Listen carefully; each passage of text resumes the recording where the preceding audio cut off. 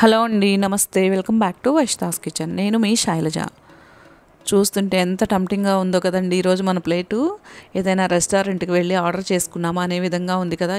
ఏమీ రెస్టారెంట్కి వెళ్ళలేదండి, ఇంట్లోనే ఎంతో టేస్టీగా యమ్మీగా మనం ఒక మంచి స్టార్టర్ని ప్రిపేర్ చేసుకుందామండి. నాన్ వెజ్ తినని వాళ్ళైతే ఈ వీడియోని స్కిప్ చేసుకోవచ్చు ఫ్రెండ్స్. అదేనండి, మన గ్రీన్ చికెన్ ఫ్రైని ఎలా ప్రిపేర్ చేసుకోవాలో చూద్దాం. చాలా టేస్టీగా ఉంటుందండి. ఎంతో సింపుల్గా అన్ని ఇంట్లో ఉన్న ఇంగ్రీడియంట్స్తోనే మనం ప్రిపేర్ చేసుకోవచ్చు. అది ఎలా తయారు చేయాలో చూద్దామండి. దానికంటే ముందుగా నా ఛానల్ని ఫస్ట్ టైం చూస్తుంటే సపోర్ట్ చేయండి ఫ్రెండ్స్. సబ్స్క్రైబ్ చేసుకొని వీడియో చూడండి ఫ్రెండ్స్. వీడియో చూసిన వెంటనే లైక్ చేయడం అస్సలు మర్చిపోవద్దండి. లైక్ చేయడం వల్ల వీడియో అనేది చాలామందికి స్ప్రెడ్ అవుతుంది. ఇప్పుడు మనం ఏమేం కావాలో చూద్దామండి. ఒక చిన్న ఉల్లిపాయను తీసుకొని ఈ విధంగా ఒలిసేసుకొని ఉంచుకోవాలండి. ఫుల్గా మిరియాలు, ఒక హాఫ్ టీ స్పూన్ దాల్చిన చెక్క, ఒక అంగుళం, ఒక 4 లవంగాలు, ఒక 2 అంగుళాల అల్లాన్ని, షాజీరాని ఒక పావు టీ స్పూన్ రెడీగా ఉంచుకోవాలండి. అదేవిధంగా కొత్తిమీర, పుదీనా, ఇంకా నిమ్మకాయ, ఒక 5 పచ్చిమిర్చి, కొంచెం కరివేపాకును కూడా మనం రెడీగా ఉంచుకోవాలి. ఇప్పుడు మనం మెయిన్ ఇంగ్రీడియంట్ ఇదే కదండి, చికెన్ అండి. నేనైతే ఒక హాఫ్ కేజీ బోన్లెస్ చికెన్ తీసుకున్నాను. దానికి ఇప్పుడు మనం గ్రీన్ మసాలాని ప్రిపేర్ చేసుకుందాం. ఒక కట్ట అండి, ఇది ఒక చిన్న కట్ట కొత్తిమీరని తీసుకున్నాను. ఒక గుప్పిడి నిండా పుదీనాను కూడా తీసుకున్నాను. అదేవిధంగా కరివేపాకుని కూడా ఒక రెమ్మ వేసానండి నేను. మీకు ఇష్టం ఉంటే కరివేపాకు కూడా వేసుకోవచ్చు, కానీ చాలా మంచి ఫ్లేవర్ వస్తుందండి. నేను వేస్తాను. అదేవిధంగా ఒక 5 పచ్చిమిర్చిని కూడా వేసేసుకోవాలి. మనం ఇందులో కారం అనేది ఏమి వేయమండి. ఈ మిరియాలు ఇంకా పచ్చిమిర్చిలో ఉన్న కారం అనేది సరిపోతుంది. మనం ముందుగా చూపించిన మసాలా ఇంగ్రీడియంట్స్ అన్నీ వేసేసుకోవాలి. అల్లం, వెల్లుల్లిపాయ, దాల్చిన చెక్క, ఇవన్నీ వేసుకోవాలండి. ఒక నిమ్మకాయని ఈ విధంగా రసం తీసుకొని యాడ్ చేసుకోవాలి.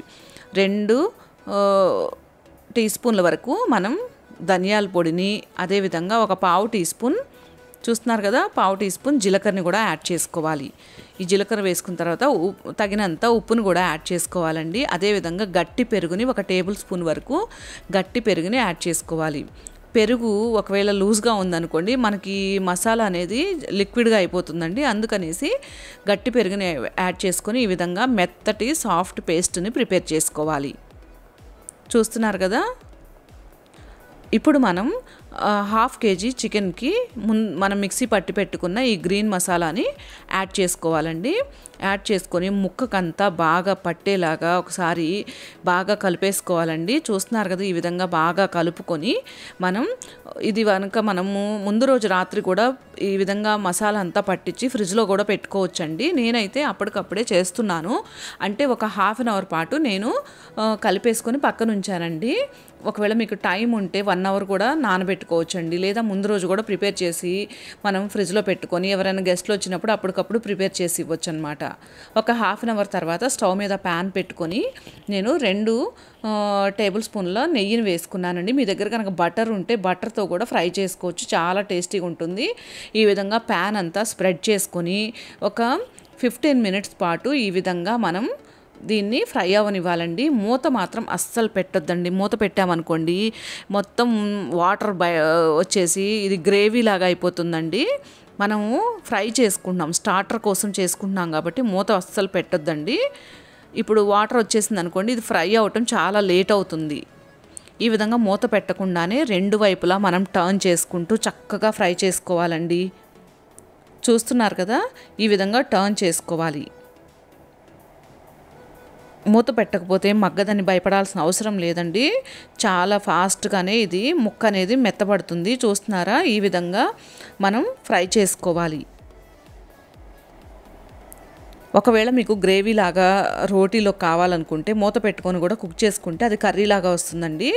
నేను స్టార్టర్ కింద చేస్తున్నాను కాబట్టి ఈ విధంగా 2 సైడ్లో టర్న్ చేసుకుంటూ చక్కగా ఒక 15 నుంచి 20 నిమిషాల పాటు ఈ విధంగా ఫ్లిప్ చేసుకుంటూ కుక్ చేసుకున్నానండి దీన్ని.